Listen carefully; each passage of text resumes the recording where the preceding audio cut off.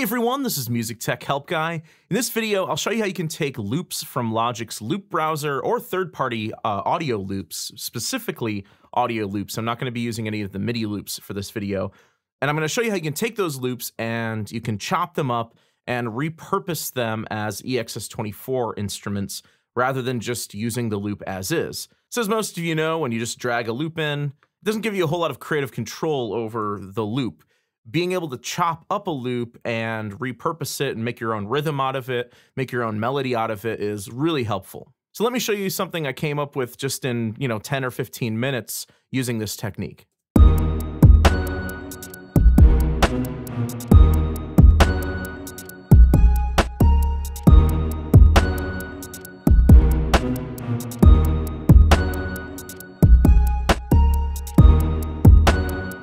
So the kick and snare and hi-hat are all from the same drum loop.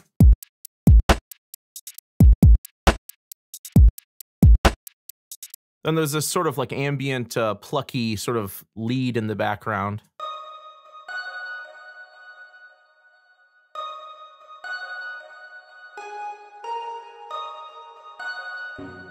And then there's some orchestral strings.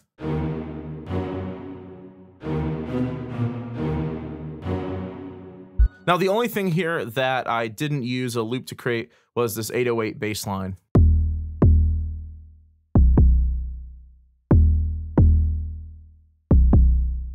And if you're interested in that setting, it's right here. Take a screenshot and just reproduce what I've done. It's just a really basic 808 style bass. All right, so to start, I'm just gonna select a drum loop. I have this one here called the two-step knuckle beat 01.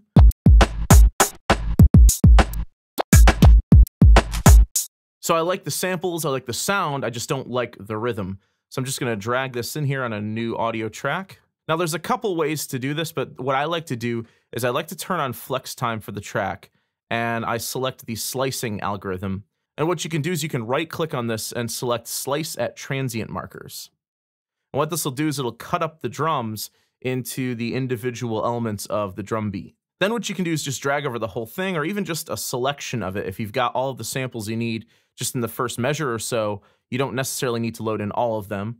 Then you just right click and choose convert to new sampler track, or press Control E. Now this is up here because I've recently used it, so normally you'll find this down here under convert, and then convert to new sampler track. All right, so there's two ways to do this, by regions or by transient markers. We've already split this up into individual regions, so we've already cut it up.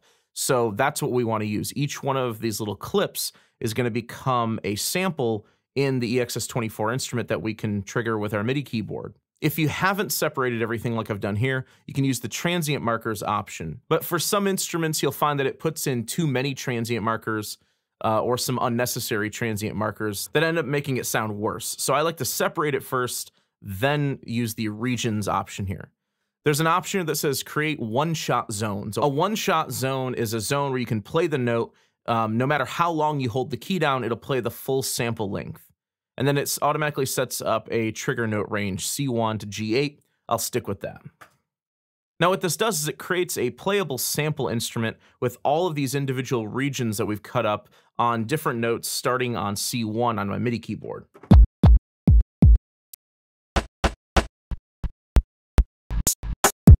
So certain notes are more usable than others, but what I like to do is find, 4, 5, 6 different samples that I like and use that to create a beat. So here I've renamed and duplicated that drum instrument. On one of them I have a kick and snare pattern, and I'm using the D#1 sample. There's also another kick on C1. So you could use 2 different kicks if you like. And then there's sort of like a snare rim shot or rim tap sound on E. But there's another one up here as well. That one's got a bit of a hi-hat in it. So you've got some different samples to pick from based on the loop that you cut up. For the hi-hats, I'm using 4 different hi-hat samples. There's one here up on A, F sharp, B flat or A sharp, and another one down here on C sharp.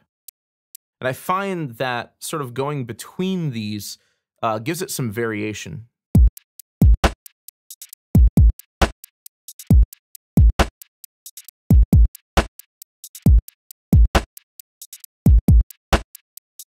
So it gives it a little more variation, and it sounds a bit better than just reusing the same sample over and over again. Let's try out a string loop. So I'm using this Skyline low strings loop, and it sounds like this.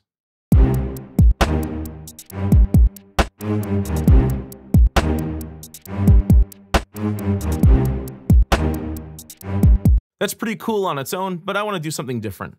So I'll just turn on flex time, make sure that slicing is selected.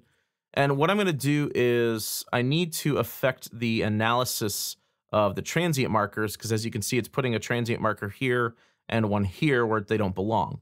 So I'm going to double click on this, make sure I open this up in the file editor right here, and make sure this option right here is on.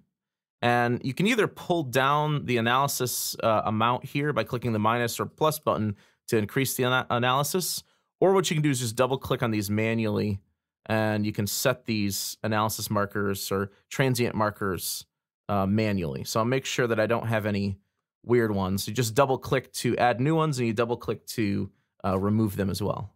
So now I've got one transient marker for each note in the loop. Then I'll just right click and choose slice at transient markers again. And then I'll convert this to a sampler instrument. So right click, convert to new sampler track. I'll do this by regions. I'll make these one-shot zones. And now I have a playable instrument with each of those samples.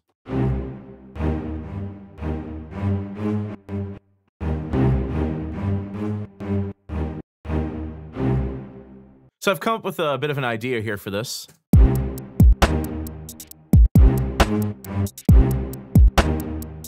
And you'll hear some of the samples kind of get cut off a little bit sooner than others, just based on the length of the region that was loaded into the EXS-24.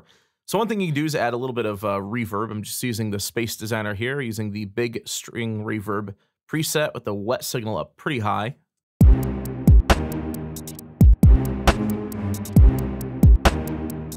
So that draws out the end of those samples a bit more. Another quick thing you can do is if you have samples with a little bit of a front end pop on them, like that, you can hear there's a little pop or click on it. If you just roll up the attack time in the EXS-24 just a touch, it'll soften that front end click. There you go. And the other thing is that these strings don't match the key of my bass line.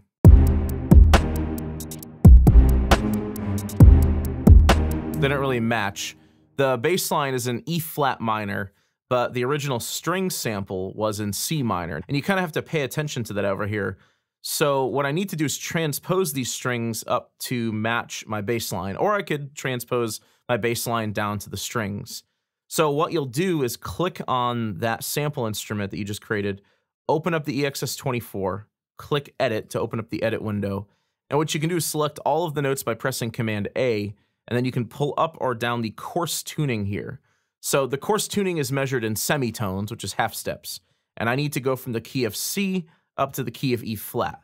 So if I count 0, 1, 2, 3, that means all of these notes need to go up 3 semitones or 3 half steps. So I'll just double click and type in 3, and this will transpose the entire instrument up 3 half steps.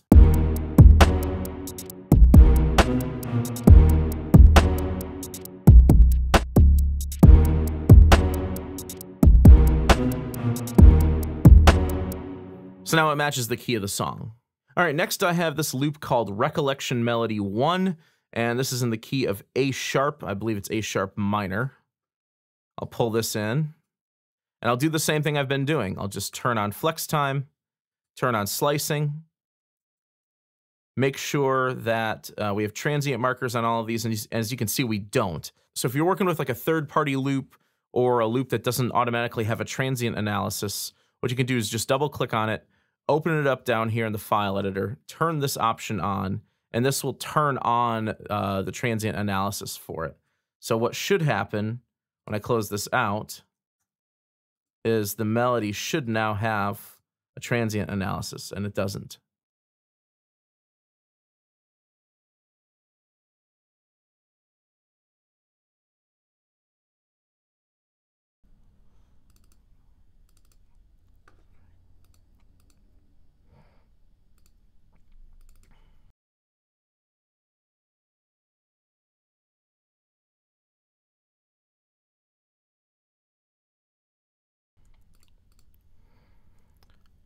So I'm not sure what this is.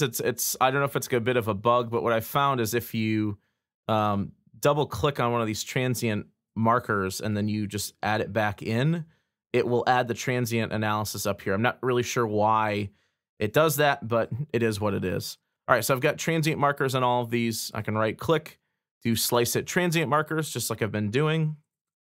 And then I can convert this to a sample instrument as well. Just like so.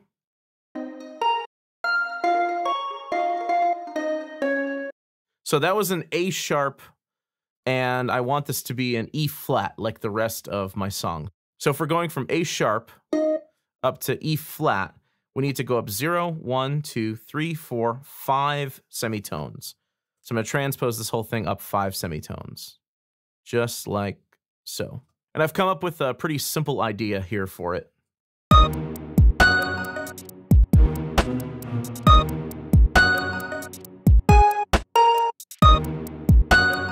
So like before, some of the samples are a little short. What you can do is add Space Designer on here, or any reverb plugin, really pull in a lot of the wet signal, and this will give you a more ambient sound where the tail end of the samples is drawn out a bit better.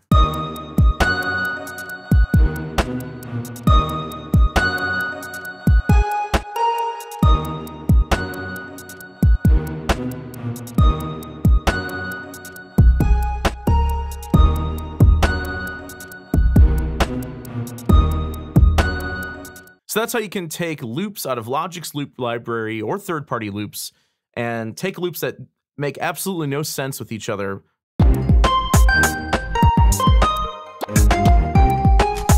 and then repurpose them, cut them up, convert them to a sample instrument, and make them something that is a cohesive musical unit.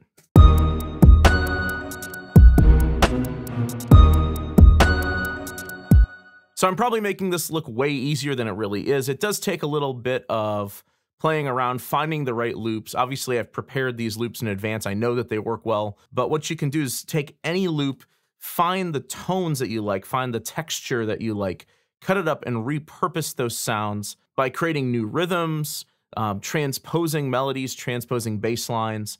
So I hope you guys enjoyed this video. If you did, please leave it a thumbs up and subscribe to the channel to see more content like this. You can also check me out on social media, on Facebook, Twitter, Instagram, and if you'd like to make a monthly contribution to the channel, you can also check me out at patreon.com/MusicTechHelpGuy. Thanks for the support, and thanks for watching.